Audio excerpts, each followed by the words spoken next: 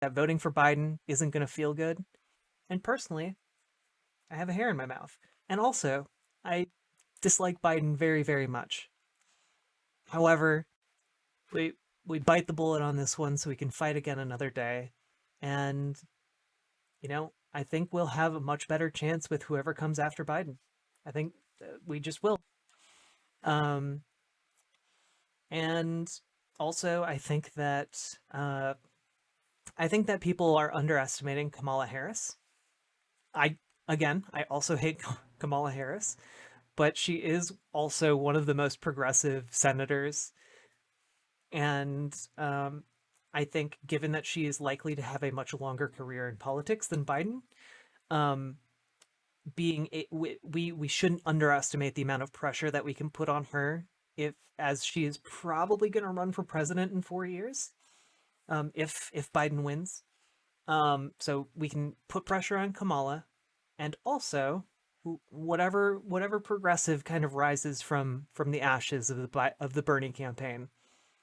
Because remember, in in gosh, what year was it? In 2016, um, or 2015, no one knew who Bernie Sanders was.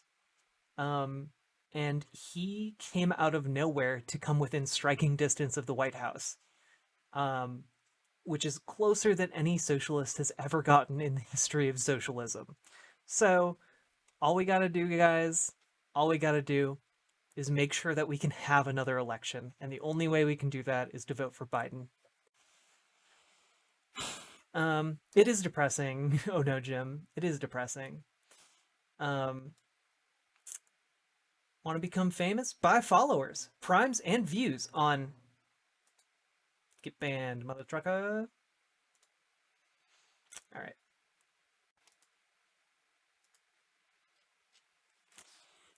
Anyway, uh, yeah, I think it's not going to feel good, but we live to fight another day, and I think that is worthwhile, right? Like, continue the fight, keep going, and do some good while we're at it. Because hey, you know what's a lot easier to swallow than like suddenly agreeing to the Green New Deal? Agreeing to the Green New Deal minus $2 trillion because those $2 trillion have already been agreed upon by everybody.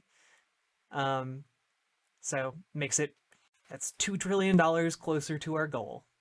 That's a good thing, and having an election also a good thing, and you know what? Uh, Reestablishing the basic protections of the Affordable Care Act and maybe expanding it by, you know, 5 million people, or expanding Medicare by 5 million people. Those are also really good things. And that will affect millions of people in positive ways. It's not everything we wanted. It's not even close to being good enough. But these are good things with Biden that we can then work on and to we can work on to do more good things.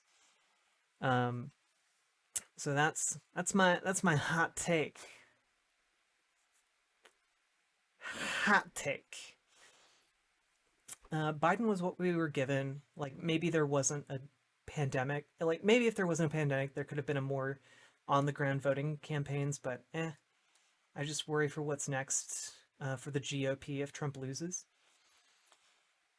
Yeah, I mean, I think if Trump loses, that's going to be a really interesting event because basically, prior to Trump, the entire GOP was ready to just absolutely collapse, until they rallied around, their great leader, their cult of personality, wielding celebrity figurehead, right?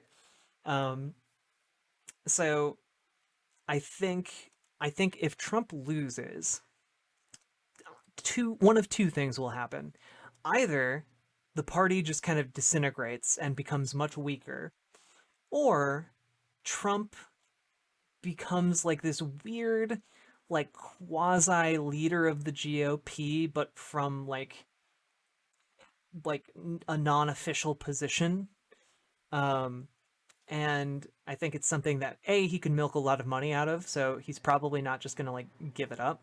But B, also, I think that there's a very distinct possibility that he might run again if he's still alive. Um, like, like, yeah, you can run again. Like that's a possibility. And if people still support him, I can totally see him being a crazy 92-year-old man who is just defying like death every single second he takes a breath and trying to run for president. I can see that happening. Um, but in the meantime, I think the likes of like Tom Cotton will be like sharpening their little fashy blades to kind of like stick in his back, get him out of the picture as soon as possible, so that they can like try and take his place. The problem being that like Tom Cotton or like um, I almost said Mark Pence, Mike Pence. They're their their ideas are roughly like aligned with Trump. It's just that Trump is much more uncouth than they are. Um, but also Trump is way more charismatic than either of them. Have you ever listened to Mike Pence give a speech or talk? He's boring as dirt. Um, and the same with Tom Cotton. Tom Cotton has done like some political stunts that have gotten him brownie points over the years, like the time he penned a letter to the leaders of Iran, telling them not to trust the United States because we would betray them.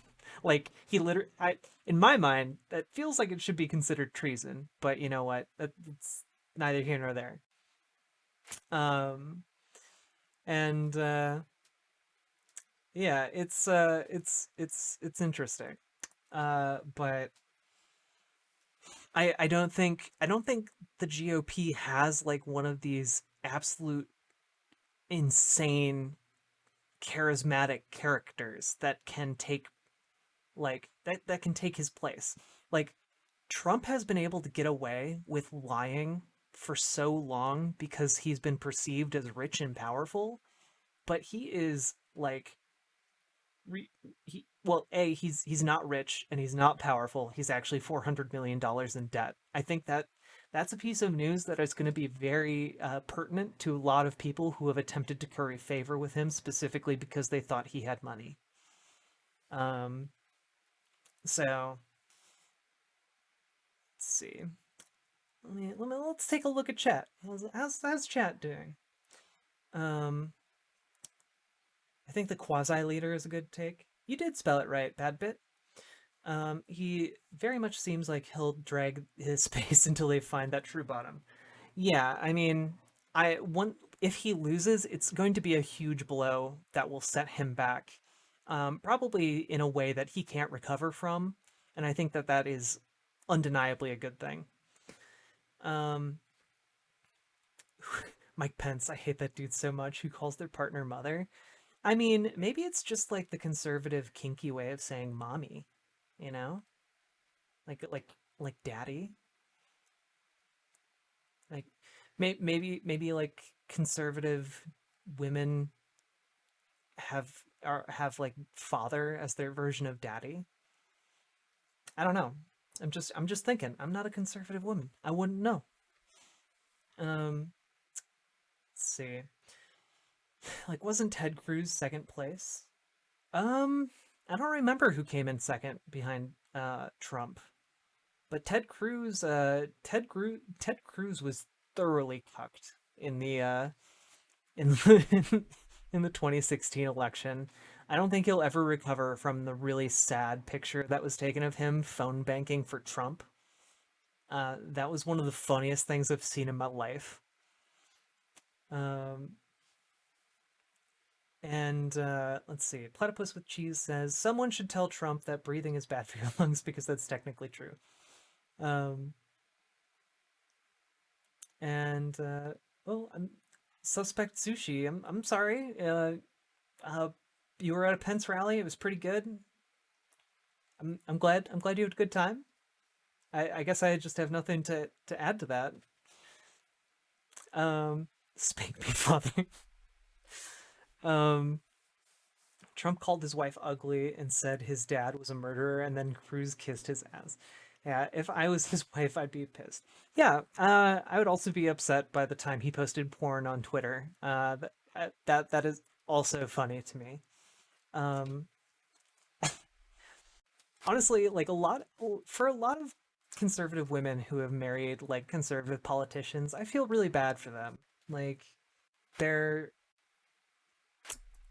they're like chained to these man children who like hate the fact that their wives have individual votes, um and or like uh you know want to like go back to like pre-suffragette times. Like, oh my goodness, I can't even imagine. um Chat, you're making you're making it real hard for me to be straight faced right now.